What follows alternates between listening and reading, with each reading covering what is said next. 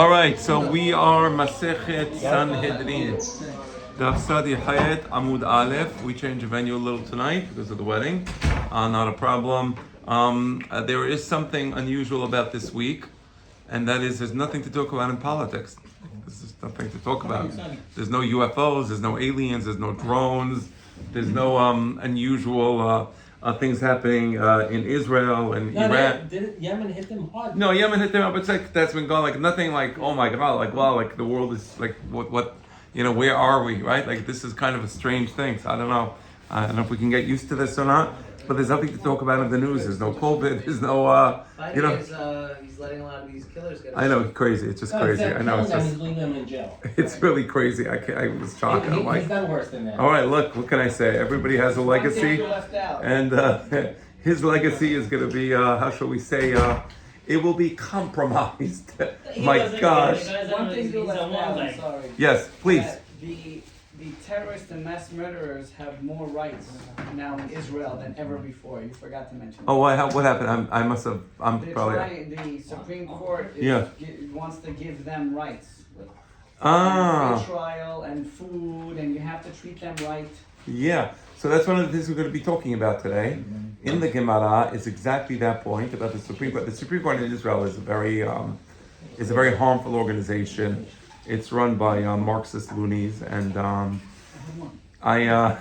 my father was a professor of law in Netanya Law School, and he was a scholar, obviously, and he wrote some legal articles examining the Supreme Court of Israel, but I just call them Marxist loonies. He looked at it more from a scholarly perspective of constitutional law, and he actually analyzes that issue.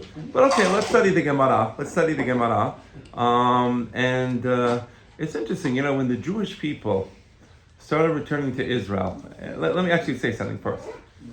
There was always Jews living in Israel, right? Even when the Romans destroyed the second Beit HaMikdash, Jews continued to live in Israel. Then the Romans, in the days of Bar Kokhba, about 60 years later, I'm not sure, maybe 70, 60 years later, let's say, in the days of Bar Kokhba, Ike, you can sit over there, okay? Or there, whatever, it doesn't matter.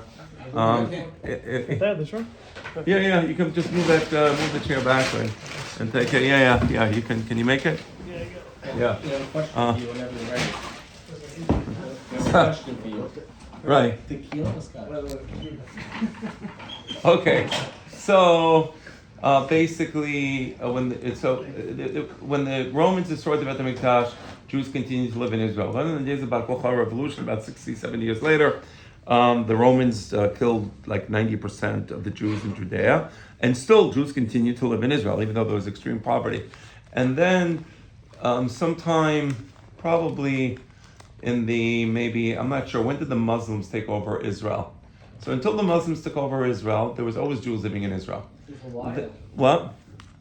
I'm sorry? Wasn't it after the Crusades? Yeah, exactly. I'm talking like sometime in the, maybe the 13, 14, 15, maybe. Much later. When? The 1600s? About. Okay, so 1600s. That makes sense. Now when the Muslims took over, they were particularly ruthless. So they really tried to eradicate the Jewish presence in these places. And but there were still Jews living in Israel. And then eventually, by the time you go to the 19th century, Israel became a barren swampland where in the northern part of Israel, where there was water, you had just swamps and mosquitoes and no real vegetation. In the southern part of Israel, it was just all desert. By south, I mean from Jerusalem southward, it was just a desert. And you probably all know the story of Mark Twain. He visits Israel, and he's going there as a journalist. He wasn't going there because he was paid by the Israel lobby in Congress. He wasn't paid by AIPAC. He was just visiting Israel, and he records in his writings how the place is so barren. He says, I traveled to Galilee for days, and I didn't see a single person there. It was just swampland and, no vegetation, no nothing. Very interesting. But there were still Jews living in Safed. There was always Jews living in Safed, and there were Jews living in Jerusalem. But the Jewish presence was always continual in the land of Israel. But then there were those parts of the land that were, as I said, they were empty. And the empty parts of the land were barren. They were barren of people. they were barren of vegetation. This is a historical fact. What happens?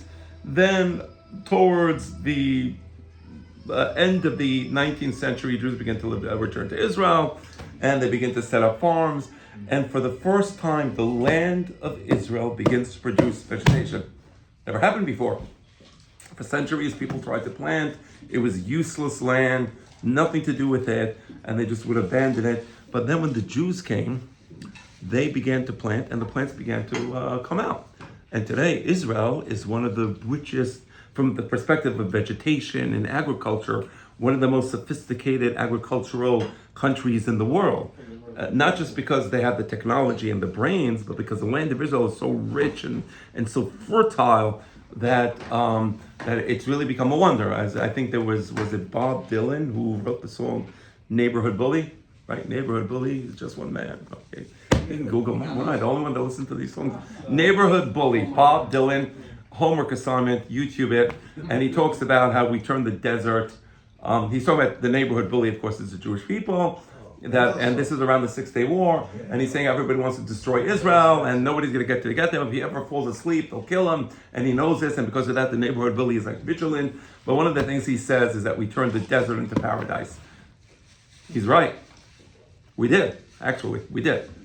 You had a question, then I'll continue. Yeah, the Jews that started planting and everything like that, those are the occupiers, they call them? Right, so it's kind of funny because the Arabs, they were the colonizers. Right. I mean, it's just history. They were the colonizers. They came from Saudi Arabia. They took over all of North Africa, converted everyone. They took over Spain. Then they lost Spain. They wanted to reconquer Spain. They had the Reconquista of Andalusia. That's a big dream among the Arabs. But they conquered Israel. And now they're calling us the colonizers. It's kind of funny. It's like, imagine America call the American Indians their colonizers. Right. I mean, I love America. Don't get me wrong, and God bless America, and and all that. I'm not against America, but it would be kind of funny if we called the Indians, American Indians, "Oh, you're the colonizers. What are you doing here?" Like, no, we're not. We're the indigenous natives. So the Jews are indigenous to Israel. That's also true. But getting back to the idea of vegetation, so the Jews come to Israel. Now, it's really interesting. If you look at a map, of Israel, and like you have this satellite imagery, and I once saw this. I was in some agricultural company. I work for a law firm in Israel, and we used to represent agricultural technologies.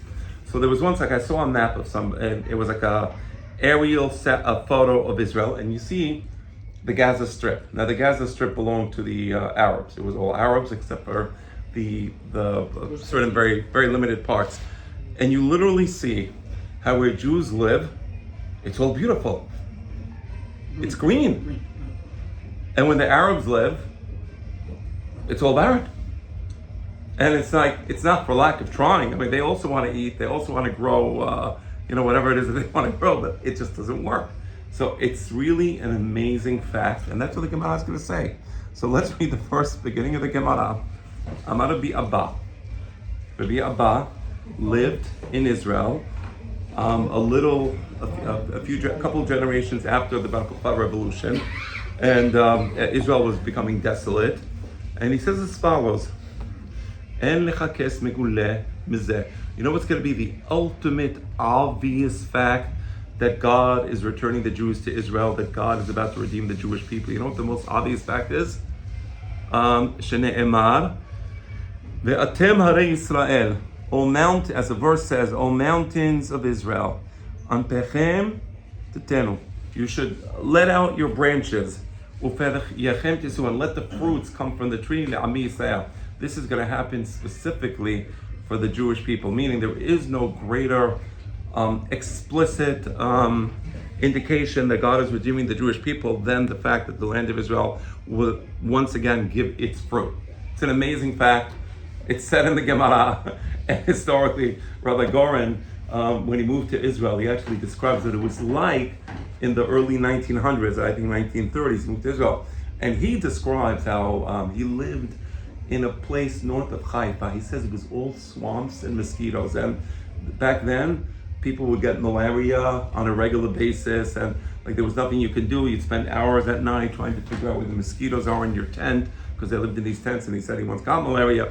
And but eventually they turned these swamps into beautiful, beautiful farms, right? And it doesn't make any scientific sense, but they did it, and that's what the Gemara is saying. So this is part of the Geula, is the land giving its produce. What? They drained the swamp. I mean, he was involved in that. He was Rabbi Goren was a great. By the way, he was one of the. Not only he was a chief rabbi of Israel, he was Ashkenazi chief rabbi of Israel when Harav Ovadia Yosef was the Sephardic chief rabbi. But he used to finish this like crazy stuff. Like I can't even think. I don't know how this was done. But he apparently had some crazy mind, crazy genius. I mean, obviously, when I say crazy, I mean like just crazy smart. He used to finish the Gemara once a year. He would do the Siyum HaShas once a year. It was like, it's not like, I don't know any other person. I mean, I'm not saying there wasn't, but he was like at a totally different level of. He learns it or just reads it? Based upon his knowledge, he knew what he was doing. He knows it, so he just reads the reading it is learning. I mean, he was, if he's, look, he was a serious scholar. He was a serious scholar. There's a story. He reads the Rashi too. He must have. I can't imagine that he would study with help. Look, let me. I'll tell you a story. There was, and my father didn't know Rabbi Goren, but my father knew the other characters in the story that I'm about to tell you. So the story is that Rabbi Goren, he used to be a genius. So he once had this he had this riddle. And there was a famous professor in Hebrew University, professor of Talmud, Shomer Torah Mitzvot, meaning a person, Yerei Shamayim, Be'emet, like Talmid Chacham. His name was Professor Tashema. I met him. I went to visit him in his house. He wrote many brilliant things about the Talmud. Anyway, so once he went to see Rabbi Goren when he was young, and Rabbi Goren asked him a riddle. He says, "You're a professor, aren't you?" He says, "Yeah, I have a riddle to ask you." So he asked him the riddle. It's something in the Yerushalmi. Not the Talmud Bavli, the Talmud Yerushalmi. So this is Rabbi Goren asking Professor Tashema. So Professor Tashema didn't have the answer. He's a professor of Talmud, meaning it's like, this rabbi is like asking him a question. Okay, actually, I'll have to answer the question. I'm a professor. So for years and years and years, he couldn't figure out the answer. So once Professor Tashema went to visit Saul Lieberman. So Saul Lieberman was a professor in the Jewish Theological Seminary. He was Orthodox. By the way, the professors in my father's days, in the Jewish Theological Seminary, the professors of Talmud and Hebrew studies were Orthodox. Anyway, so Professor Saul Lieberman, he wrote Tosefta Kipshuta. It's a multi-volume series. So if you go to Bnei Brak, to the big like Ponevezh Yeshiva, to the Rashi Yeshiva, the Rosh Yeshiva, they have the Tosefta Kipshuta of Lieberman, but they hide it because he used to teach at the Jewish Theological Seminary. So they don't want anybody to know that they're using the Tosefta Kipshuta. So, but they use it to give their classes because he was a genius, Professor Lieberman. So what happened is, this was 2 years before Professor Lieberman died. It was 1981. So Professor Tashema is going to visit him. And he says, I have this riddle. People said that the Professor Lieberman was like the Gaon of Vilna. He was unbelievable Talmudic knowledge. So he said, I had this riddle, and it comes from Rabbi Goren, who already passed away at the time. Maybe you can answer the riddle. So Professor Lieberman was very old. He says, what's the riddle? He says, whatever.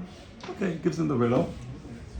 And so Professor Lieberman, he takes out the Yerushalmi, Volume 1, closes it, and then after he says, give me just 2 minutes. And after 2 minutes, he looks at Professor Tashema, he says, I have the answer. It was in Masechet Sotah, Perek Aleph Halacha Bet. It's actually what he said. He said, look at it, you'll find the answer there. So he says, look, I'm sorry it took me 2 minutes, but I'm old. He passed away 2 years later. He said, so I had to go through every page of the Yerushalmi, page by page by page by page, till I found the answer. It was in his mind, right? But he found the answer because he was like apologizing. So anyway, there was a group of people that were real geniuses in Gemara, and one of them was Rabbi Shlomo Goren, and he describes what the land of Israel was like when he was young, and how barren it was, and how there was no clean water, and so anyway. So the Gemara says that was just a little tidbit that you might not hear elsewhere. So it's a nice story to know. The Gemara says this is a sign of the Geula. Rabbi Eliezer Omer, Af mizeh shene'emar, כי לפני הימים ההם, שכר האדם לא נהיה, ושכר הבהמה איננה. Now, I want to show you what's going to happen in this game. I'm going to give you like the punchline, just so you understand what's happening in the Gemara. Because if you don't hear this punchline, you're not going to understand what's happening.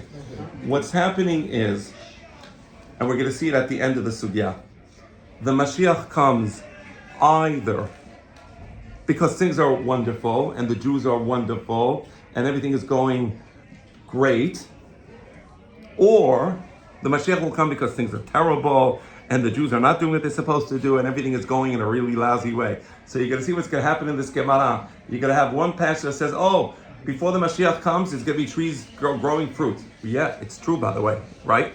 Okay, now it's going to tell you the not wonderful things that are going to happen before the Mashiach comes. Meaning it's going to be a weird combination of, okay, on the one hand, you have these beautiful trees in Israel and vegetation and things are wonderful, but he says, for these days, Sechar ha'adam lo niyah, a person is going to be working hard and he's not going to be able to support his family. Meaning, people are going to be working, and at the end of the month, like, I don't have any money left. Like, what's going on? Like, what just happened here?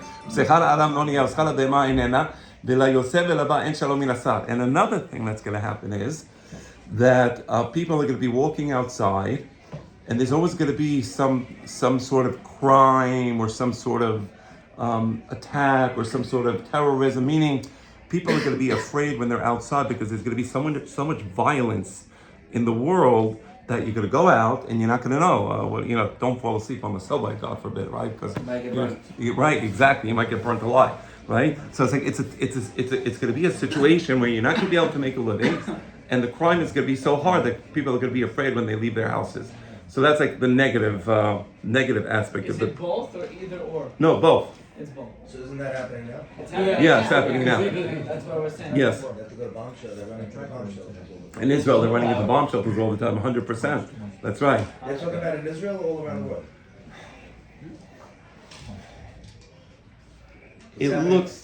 It doesn't even say, it doesn't even say. It just says this is going to be the state of affairs. So It is all over the place. all over the place. By the way, when things are bad in Israel, things get bad in Germany, things get bad in France, things get bad in America, right? We see it. So yeah. I'm sorry, you had a. All right. Okay.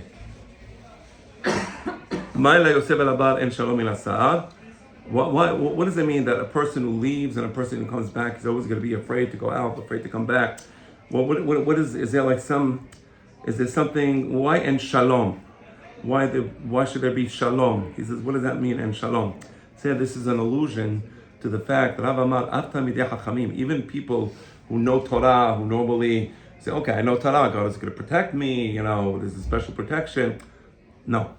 It's going to be a generation where there's going to be things happening, and even Talmidei Chachamim, even people who are like, how could this person have been killed in the war? And you hear things like this in Israel all the time, where people dying in the war. There are many wonderful Talmidei Chachamim, yeshiva boys. So there's going to be no everybody's going to have bar minan, shelo nida. It's going to be a very bad situation because people are going to be like confused, like how can this person have died? Why did Hashem take him away? But there's a lot of that stuff happening. So There's a shekatuv lot of b'hem. stuff happening now. I mean, 12,000 soldiers are wounded. Yeah. 3,000 died. Yeah, and wonderful. Many of them are just wonderful people. Like somebody sent me a question the other day. He said that Rambam says that if you go out to the war and you're courageous, that nothing bad will happen to you. So he sent me a question. This is a person from England. He says, how can Rambam say that? It doesn't make any sense. We see so many people dying in the war, injured in the war, bad things happening. So we had a discussion, but it's not a simple question. What does he say, Rambam, again? Rambam says that if a person goes to the war and he's courageous and he has no fear in his heart, and he goes and he wants to do the mitzvah, he wants to do Kiddush Hashem, he's going to the war to do Kiddush Hashem, that's what's on his mind.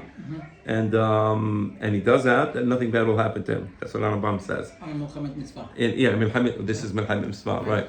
Okay. So the person called me out from England because he knows I know Rambam and stuff like that, and he wanted to know my explanation. I gave him an explanation. I think it was a good explanation, but nevertheless, the point is that Av Talmidei Chachamim, shekatuv b'hem shalom. Even though Talmid Chacham is usually subject to shalom, dichtiv shalom rav le'ohavei toratecha. We say every morning. It's a pasuk. Shalom rav. It's a pasuk from Tehillim. God brings peace to those who love the Torah. even these people in the pre-Messianic era, en shalom penesah. It's going to be a very unusual situation where even people like this, who normally would have the protection of God, it's going to be bar minan, they're going to get killed in battle or injured in battle, and people are going to be very confused. And here is something really unusual, and I'm going to explain it. More unusual? Yeah, I think so. ושמואל אמר, עד שיהיו כל השערים כולם שקולים. Shemuel says that there's going to come a time where the price of goods are going to be equal. What does it mean the price of goods are going to be equal? Meaning, I'll explain this to you. Okay.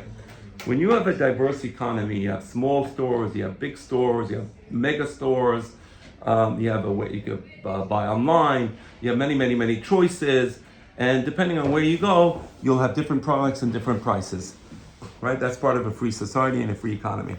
Now you notice what happened in America over the last a decade or two is you have these mega companies like Amazon who basically control the entire market. So now, Internet mafia. what? The internet mafia. The internet mafia. So basically now, the prices are becoming equalized. There's no, it's not like it used to be, I'm going to go downstairs to the neighborhood store. There is no neighborhood store. I'm going to go there, I'm going to go. The choices are becoming fewer and fewer and fewer. And because there's fewer and fewer choices, the prices are equalizing. You get them to Amazon, okay, that's what it costs. I want to get myself some Poland spring water. See it on Amazon, that's the price. That's what you get. You're not going to find, it's because it's a monopoly. So when you have a monopoly, you don't have diversity of prices. What do you mean? I don't think so. In what way? Amazon is not the cheapest. No, it's not. It's just But they Amazon is control just the market. Amazon is just the world's price guide. It's also convenient. You get it the next day.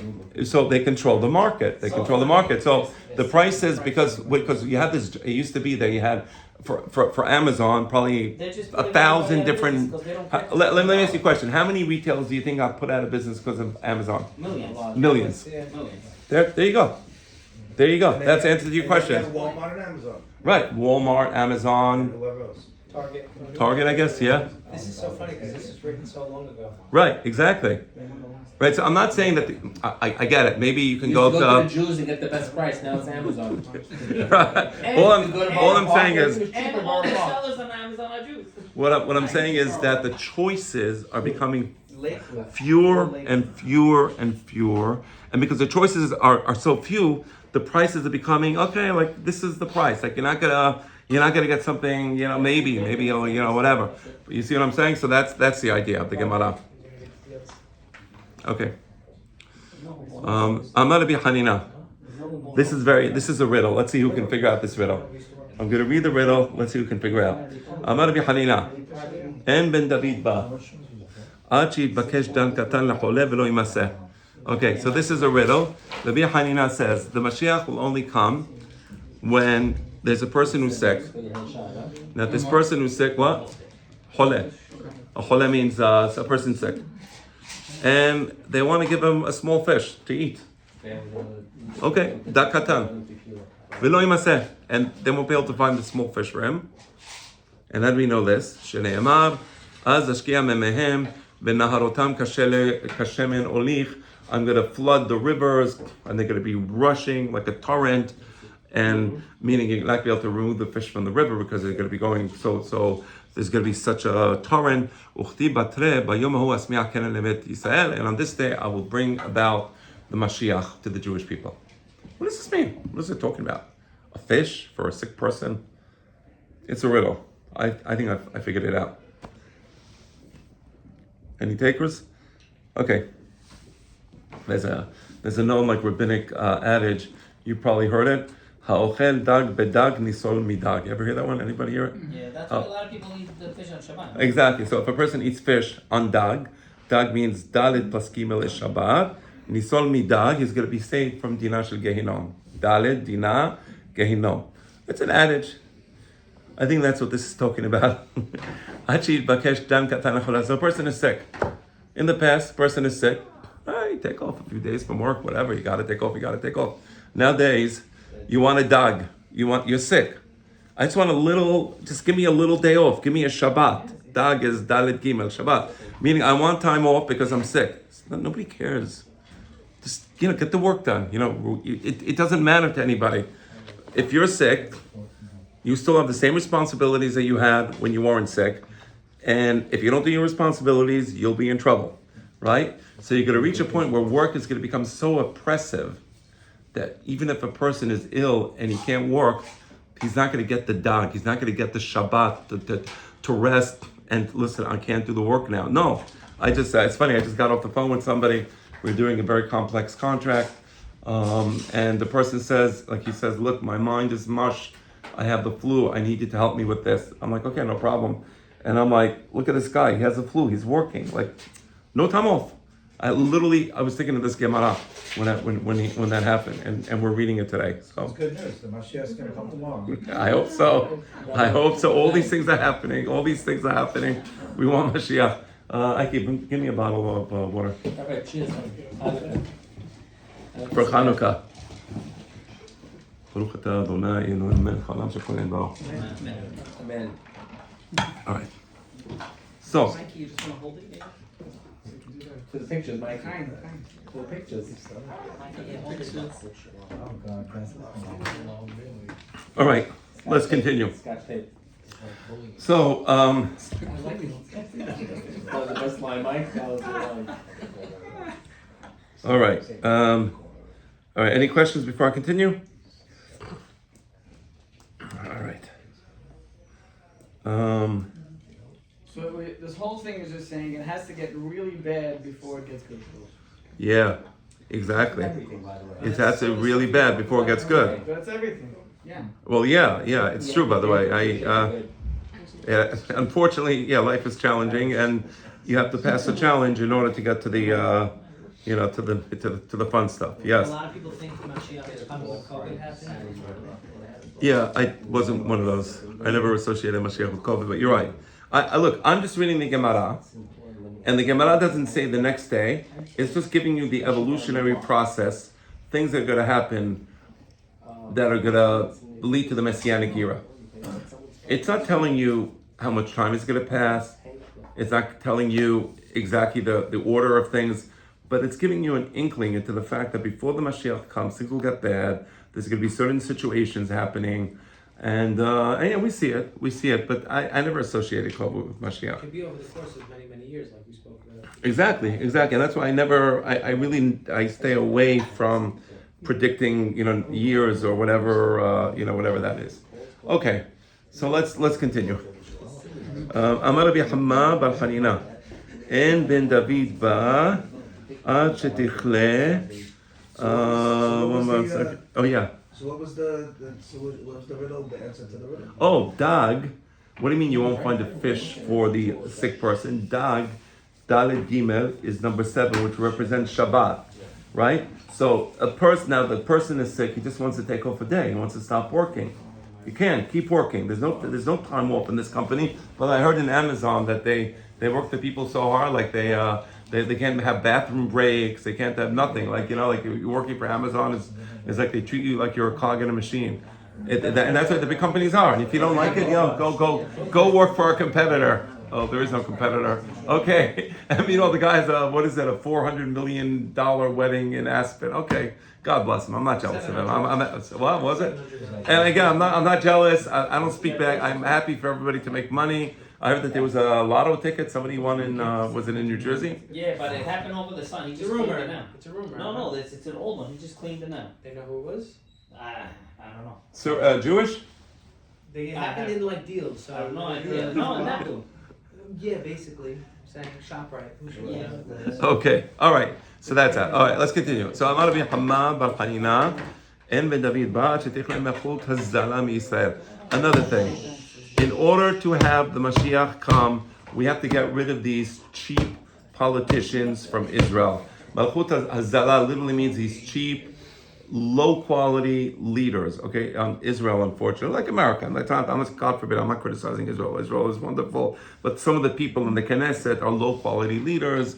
Some of the people in the Knesset are people who, for example, will criticize whatever. If Bibi Netanyahu attacks Gaza, that was a horrible thing he did. If he doesn't attack Why are you not attacking Gaza? You know these types of politicians that they just Ashkenazim. what? Ashkenazim, right? No. There's many wonderful Ashkenazi leaders. I think that the separation of Ashkenazi Sephardi is becoming less relevant. Now we should look more in terms of like behavior, what's happening, how they think, Religion. and a lot of people in Israel, in the political sphere, like in America, there's cheap politicians who don't care about the people, and the. You know what's funny? I think she says like Happy Hanukkah, like wish Happy Hanukkah for the Jews. That's really funny because She because- wanted to annihilate them 2 minutes ago. no, because Hanukkah is about how the indigenous people of the land, the Jews, they defended themselves against these people who wanted to like kick them out of the land, right? And like, which is what's happening today. But today she's defending the people who want to kick out the Jews. But okay, whatever. So These Chuck people. Schumer, he's with all the Yeah, when Hasidim. it's all in the So funny? But they put them in the nosebleeds. Yeah. Oh, what, the thing in Barclays? Yeah. I saw the Adams was with them So funny. too. Eric Adams. Should have given him a little shove. Yeah, someone should beat him up. They don't speak any English? Sorry. No, that's okay. Watch the video. Oh, the They don't understand a word they're saying, yeah. Okay, let's continue. Let's finish it. Let's finish this. What time? Oh, what time? No. Okay, we have a couple more minutes. Rabbi. So God is going to get rid of these cheap politicians from the Jewish people. We got to get rid of them. How? These are, I don't know. Does it have a solution? It just says get rid of it. It says once. Let's put it this way. Let me finish that, then I'm going to answer your question. Shene'emar v'charat hazalzalim b'mazbenot. So you have a vineyard, let's say, and you have like these twigs that are dry, and you have to cut off the dry twigs, because if you don't cut off the dry twigs, that you can't have the fresh, the fresh vines grow, right? So you have a garden, so you gotta get rid of that, the shrubbery and the weeds and again, like sometimes you have to remove from the tree the dead branches so that it can grow. So that's gonna happen before the Mashiach comes. Now, to answer your question, I guess people are gonna be waking up and say, why am I voting for these people? Like they're not doing me any good. We can't even get rid of the Supreme Court. You want to get rid of the people in the Knesset? I bet you, I don't know this for a fact. I bet you that Bibi has a plan to limit the power of the Supreme Court. I bet you he's going to do it. They tried to do it twice. I know they tried to do it before, and then October 7th Just now happened. they tried it again. They tried to pass something that Yeah. limits them, but it didn't work. I think eventually they're going to be able to do it. I don't know how. I don't have the answer. But the point is that eventually people will wake up and say, by the way, it happened in America. People woke up and they voted Trump because it's saying, like, why would I want this to continue? So if it happened in America, it can happen in Israel. And by the way, and most people are voting Bibi next election. I think it's going to do great. You know what I'm saying? So I think people are waking up. He won by a hairline Last time, but now I think he did such a good job, defeating Hamas, Hezbollah, Syria, Iran soon, Be'ezrat Hashem, the Houthis. Who knows? This is his strong point, though. He's a general.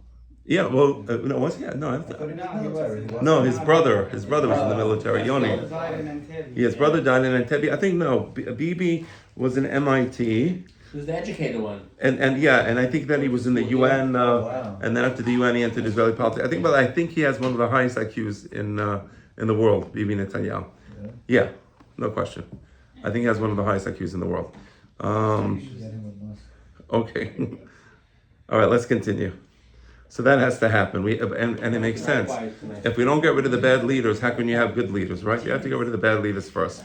And finally, and this is important, Amar Zaire, Amar Bihanina, En Ben David Ba, Ad Sheikhlu Gaser Ruach MiYisrael. Another important thing is, and this is more at the individual level. Now we're talking about the bigger picture nationally. How the political, we saw the prices being controlled by one big entity, like Amazon, or like a few entities, Amazon, Walmart, Kmart, whatever that is, Target.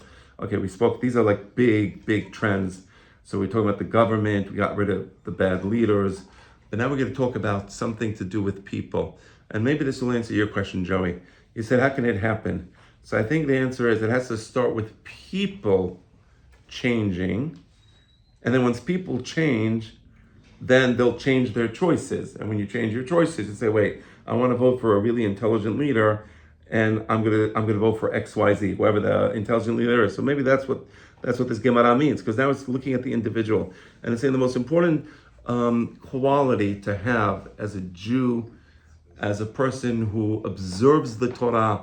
And the son of Harambam has an entire chapter in his book. He has a book called Maspik Le'Yirei Hashem, what a God-fearing individual must do to himself, to his personality. And he has an entire chapter there about humility. And he says that when a person is arrogant, he prevents, because, okay, let me take a step back. So we believe that there is an intelligence from God that kind of, it's accessible to man, right? So Shlomo Melech says in the second chapter of Mishlei, he says, "Chochmot bachus tarona." There's wisdom coming from God. Now, people like, let's say, Elon Musk, or people who invent things, people who are inspired, people who are scientists, they have access to this wisdom from God. So suddenly they think of something and they're like, these guys are geniuses, and they come out with an amazing idea, or an amazing concept, or an amazing discovery. Okay, so there is this wisdom out there, but you know what prevents an individual from getting that wisdom? Arrogance. So when a person is arrogant and he thinks I have nothing to lose, I have nothing to learn, he's not going to get that wisdom. Meaning, the sine qua non for achieving wisdom is knowledge of the fact that you don't have knowledge. If you think you know it all, if you think you have all the knowledge, then God is going to send the wisdom to somebody else who's humble. So the most important step for the Geulah is for people to have a sense of humility in the presence of God, and to be open to receive the message from God. What am I doing? How can I change myself? How can I become a better person? There's things, there's ideas, and you want to learn those ideas. So have some humility. Right? And once you have the humility, then you change as a person. Once you change as a person, as I said, you change your choices. You change your leaders. And once you have new leaders, you get rid of the bad leaders, you open up the door for the Messianic era. We pray for that every day at Tahonin, right? But what he's saying here is that the foundation of knowledge is humility. Exactly. Yeah, exactly. Netanyahu's been there for 10 years. I'm sorry? Netanyahu's been there for 10 years. And They liked him, they didn't like him. They voted for him, they didn't vote for him. Now all of a sudden it's look, eventually, I have news for you, and I love Bibi, I really do, and it's not like I'm not a fanatic. I'm not fanatic about anything, but I have to acknowledge that he did a great job. I'm not gonna I did works against him. but yeah, well it did, but also I'm not, again, I'm just saying I'm not a Bibi fanatic. I didn't like how he did COVID. My own humble opinion, I don't think it was right to lock people up. I think it was wrong. But be that as it may, I have to give him credit. So I give him credit for what he did. But here's a chidush. He's not going to be around forever. Now, God sent Bibi. The guy's a genius chess player. He's like playing 4-dimensional chess, and he's like running circles around Biden and Harris, and they're telling him, don't go to Khan Yunis, don't do this. We're stopping our weapons shipment. He just did whatever he wanted to do. The guy's a genius. He's obviously really, really smart. I don't know how he did it, but he did everything he wanted to do. Crazy. And as good as he was, there's going to have to be somebody after Bibi. I don't know who he is, right? And hopefully he'll be better than Bibi, right? So you see there's like an evolution in the Jewish people. When Begin came around, I remember it was in the 70s, and until then it was all left-wing Marxists who were running the country, and they hated the Sephardim who? Begin's questionable. No, but Begin, one thing about Begin, I'll give it, you have to say, the guy lived in a small apartment. When he failed, he left politics. He was hiding. He realized that, okay, Chazit, he felt horrible. He was a good person. I really believe he was a good person. Again, I respect it if you disagree. But I was in Israel in the 70s. I remember I felt bad for him. I really did. But the point is, he was a change. He was very respectful of the Sephardim, and then so there's a lot of positive changes happening in Israel. Israel today is much, much better than it was 20 years ago, or 30 years ago, or 40 years ago. It really is. So you see the evolution, you see the changes, and inshallah they should continue. It's Hanukkah soon, and it's time for the L'chaim.